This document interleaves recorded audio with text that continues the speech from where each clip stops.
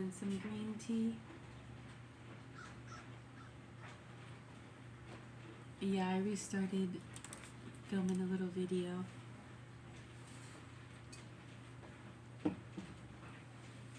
Wow, big birdies.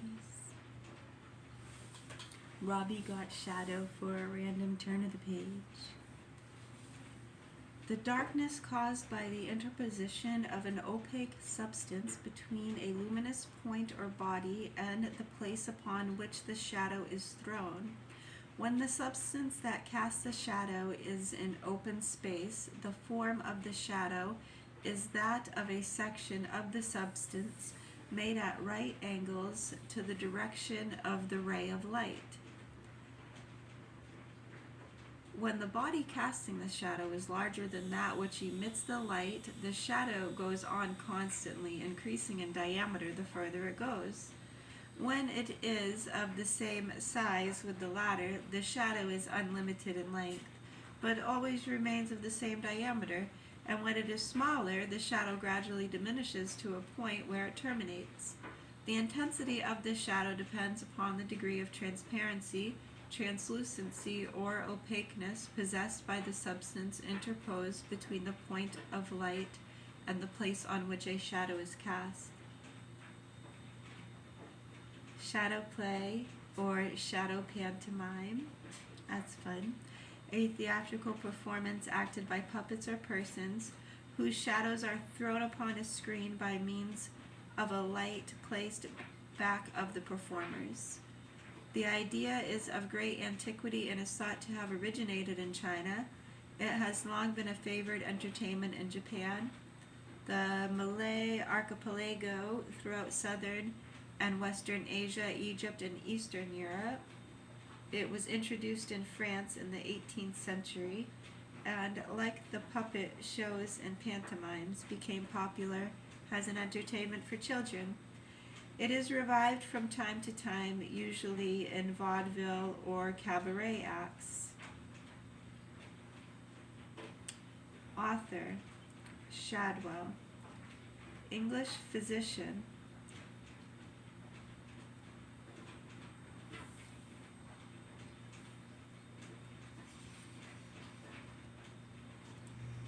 Anthony Ashley Shaftesbury, English philanthropist. Anthony Ashley Copper Shaftesbury.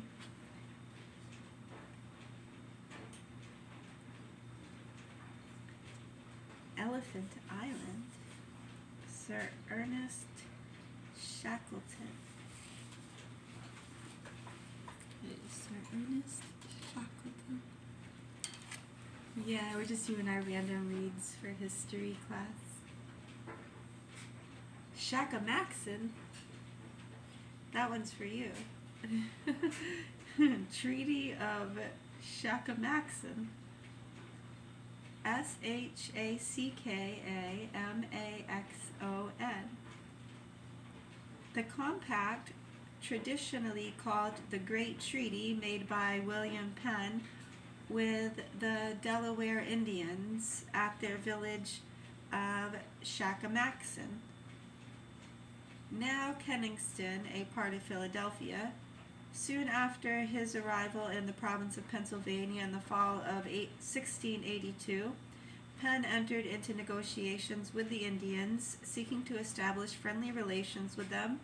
After a number of meetings, on June 23, 1683, under a great elm tree at the Shakamaxon, several engagements were signed by the chiefs and duly witnessed by whites and Indians. They granted to Penn and his heirs large areas of southeastern Pennsylvania. The chief Indian representative was the Shakam Tamani.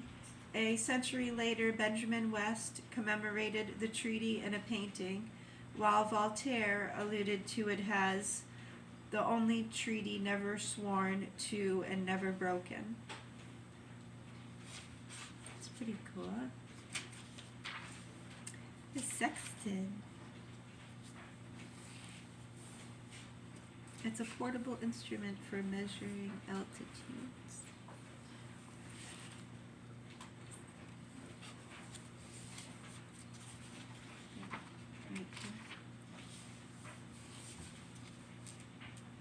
a bubble sextant.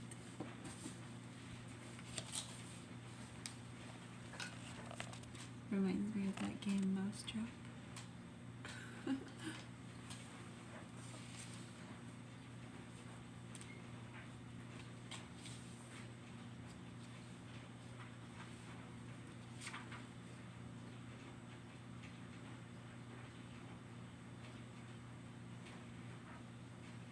Sextus Empiricus, Greek physician and skeptic who flourished in the first half of the 3rd century. He lived at Alexandria in Rome. Skepticism appears in his writings in the most perfect state which it reached in ancient times. We have 2 works by him written in the Greek language, and they are the source of our knowledge of the Greek skeptical philosophy. One of them entitled Outlines of Pyrrhonism, Pyrrhonism,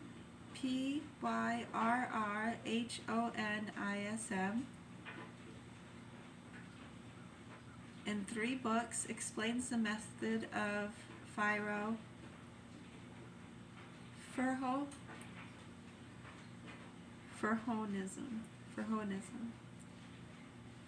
Am I saying that right? Pyrrho.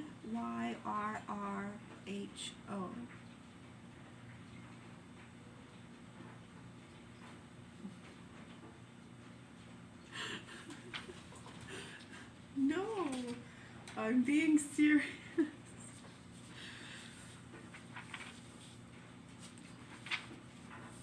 Oh, flamenco dancers. I was born a flamenco dancer.